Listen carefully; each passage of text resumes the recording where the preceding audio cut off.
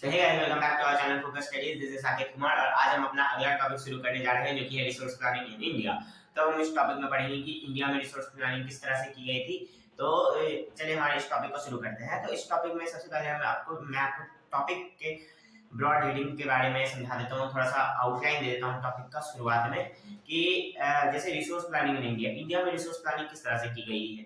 तो पिछले टॉपिक में हमने पढ़ा था रिसोर्स प्लानिंग क्यों इंपॉर्टेंट है, रिसोर्स प्लानिंग होता क्या है।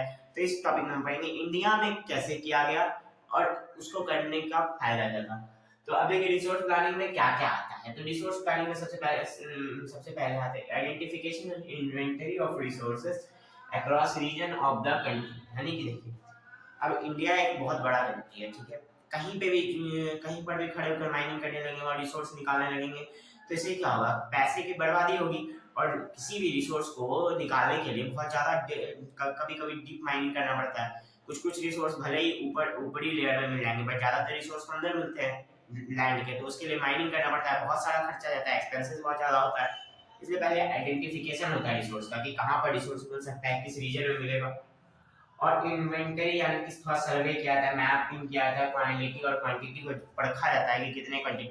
अब मान लीजिए अगर कहीं पे पता चला कि बहुत थोड़ा मात्रा में पेट्रोलियम है तो वहां पर अभी माइनिंग क्यों की जाए। पहले गवर्नमेंट ये देखेगी कि वहाँ उससे ज्यादा मात्रा में अगर कोई और मिल रहा है तो पहले वहां ना माइनिंग करेगी। तो इसमें रिसोर्स प्लानिंग में सबसे पहले ये प्लान किया था कि क्या उस रिसोर्स को वहां पर मिल रहा है या नहीं, कहाँ पर मिल रहा है, और जहां पर मिल रहा है वहां पर सही क्वांटिटी में और क्वालिटी में मिल रहा है या नहीं, ठीक है। तो वही वही है हमारे अगले लाइन में कि this comprises surveying, mapping, finding the quantitative and qualitative measurement estimation of resource। यानी कि इसमें क्या होता है, सबसे पहले सर्वे किया जाता है, फिर मैपिंग के जरिए पता किया जाता है कि कहाँ पे मिल रहा है वो रिसोर्स, ठीक है। उसके बाद उसकी क्वालिटी और क्वांटिटी का पता लगाया जाता है। उसके बाद एस्टिमेट लगाया जाता है कि रिसोर्स कहाँ पर एकदम परफेक्ट मिल सकता है। क्योंकि देखिए आप कितना भी मैपिंग कर लें लेकिन ना इंडिया एक इतने बड़े रीजन में आप पर्टिकुलर नहीं पता लगा पाइए कि यहाँ पर पेट्रोलियम मिलेगा, यहाँ पर ये मिलेगा। हाँ आपको एक रीजन का पता लगा सकते हैं कि इस रीजन में कहीं पे भी मिल सकता है, लेकिन ड्रिल करने के बाद ये नहीं कंफर्म कर सकते कि वहीं पर से निकलेगा। फिर आपको तब आप एक एस्टीमेट लगा लीजिए कि इस रीजन में इतने अमाउंट में मिल सकता है, और एस्टीमेट लगाने के बाद फिर माइनिंग शुरू होती है। उसके बाद भी और बहुत सारी प्रोसेस है। Developing a planning structure endowed with appropriate technology, skill, institutional step, implementing resource development plans। अब देखिए किसी भी हम देखिए एक बार अगर आपको पता चलेगी जैसे हम पे किसी रीजन में मिल रहा है, ठीक है, तो आप डायरेक्ट जाकर ड्रिल नहीं कर दीजिए आप, क्योंकि मान लीजिए अगर उस रीजन में कुछ लोग रह रहे हैं तो उनको दिक्कत हो सकती है, या आपके पास उतना उतना अंदर तक ड्रिल करने के लिए कोई टेक्नोलॉजी है ही नहीं, तो आप फिर तब भी आपका वेस्ट हो जाएगा जितना भी आप पहले से खर्चा कीजिएगा वो। तो तो आपके लिए फाइनेंशियली वो सही है या नहीं है। फाइनेंशियल कंडीशन भी देखिए अपने कंट्री का, क्या उतना अंदर डिप करके उस रिसोर्स के लिए जाना चाहेंगे या नहीं जाएंगे। फिर कोई इंस्टीट्यूशन तो बीच में नहीं आ रहा है, ये भी आप ध्यान देंगे, क्योंकि अगर मान लीजिए आप कुछ कम्युनिटी को वहां पर से हटा रहे हैं और बाद में पता चला कि प्रोटेस्ट हो गए देश में, तो इससे भी प्रॉब्लम आ सकती है। इसलिए आप ये सब चीज को देखिए, फिर तब आप जाकर रिसोर्स डेवलपमेंट प्लान को इम्प्लीमेंट करना चाहिएगा, ताकि बीच में कोई विघ्न ना आए, कोई रुकावट ना आए, ठीक है। अब आते हैं हमारे तीसरे पॉइंट में, matching the resource development plans with overall national development plans.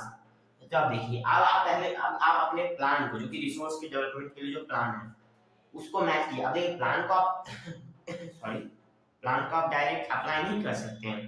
Plan को अप्लाई करने के लिए पहले आप उसको नेशनल डेवलपमेंट प्लान से मैच कीजिए कि गवर्नमेंट आपको जो प्लान पे चलने के लिए जो मनी दे रही है, जो इकोनॉमिक हेल्प दे रही है, फाइनेंशियल हेल्प दे रही है, क्या वो आपके लिए पर्याप्त है।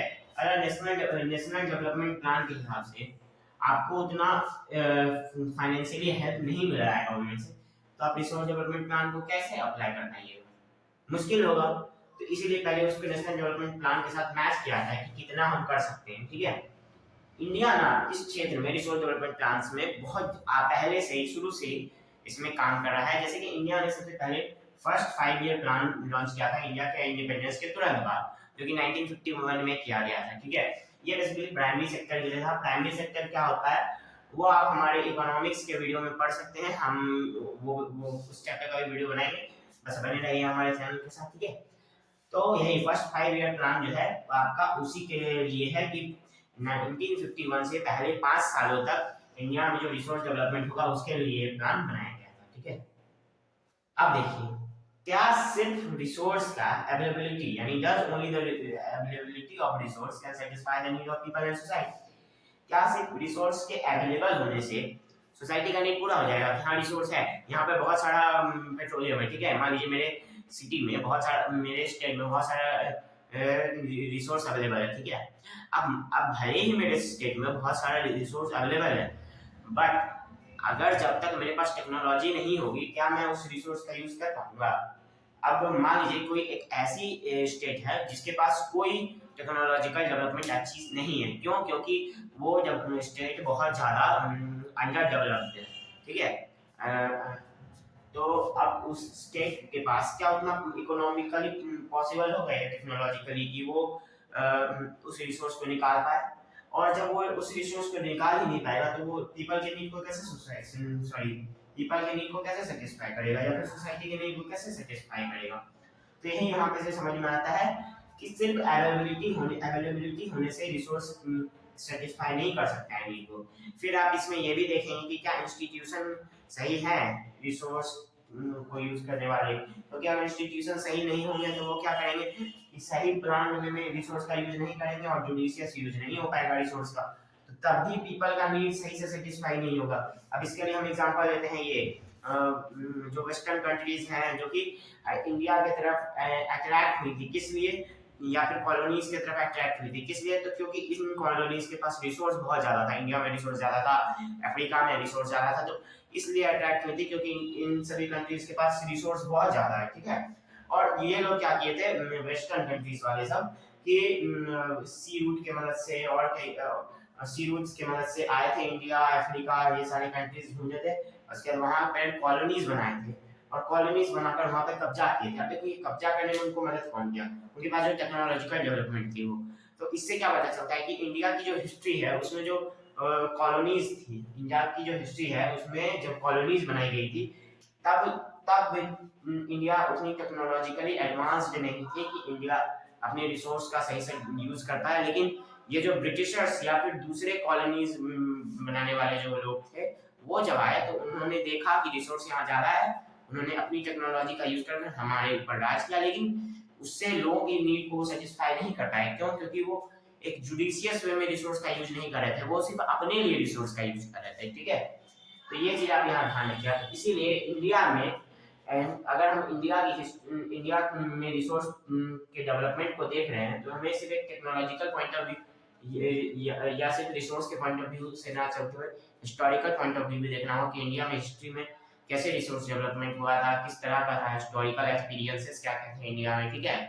तो अब जब ब्रिटिशर्स आए तो उन्होंने इंडिया के रिसोर्स को पूरी तरह से एक्सप्लॉइट किया, क्योंकि उनके पास, अब देखिए अच्छा आप अगर मान लीजिए आपके पास कोई चीज नहीं होगा और आपको वो बहुत ज्यादा अमाउंट में दिख रहा होगा सामने में, तब क्या कीजिए उसका बिना सोचे समझे उसका बेधड़क यूज कीजिएगा। उससे क्या होगा कि आगे चलकर वो चीज जिसका होगा और आपको मिल गया होगा उस बेचारे को तो बहुत दिक्कत होगी। अब वही है इंडिया का भी केस, इंडिया का था लेकिन मिल गया तो दूसरी कंट्रीज को, अब वो लोग यूज कर लिए। अब इंडिया के पास जो थोड़ा बहुत बचा इंडिपेंडेंस के बाद, अब इंडिया उसको बचाने के लिए बहुत कोशिशें किया। इसी चीज को हम देखेंगे कंजर्वेशन ऑफ रिसोर्स में, उसमें हम ये भी पढ़ेंगे कि महात्मा गांधी ने कैसे कुछ स्लोगन्स दिए। तो ठीक है, इसी के साथ हमारा ये टॉपिक खत्म होता है रिसोर्स प्लानिंग का। इसके बाद हम पढ़ेंगे conservation of resource. So thanks for watching focus studies. और अगर आपको हमारा वीडियो अच्छा लगा हो तो हमारे वीडियो को लाइक कीजिएगा, शेयर कीजिएगा अपने फ्रेंड्स के साथ और चैनल को सब्सक्राइब कीजिएगा। और कोई भी डाउट हो तो कमेंट सेक्शन में जरूर पूछिए। Thanks for watching.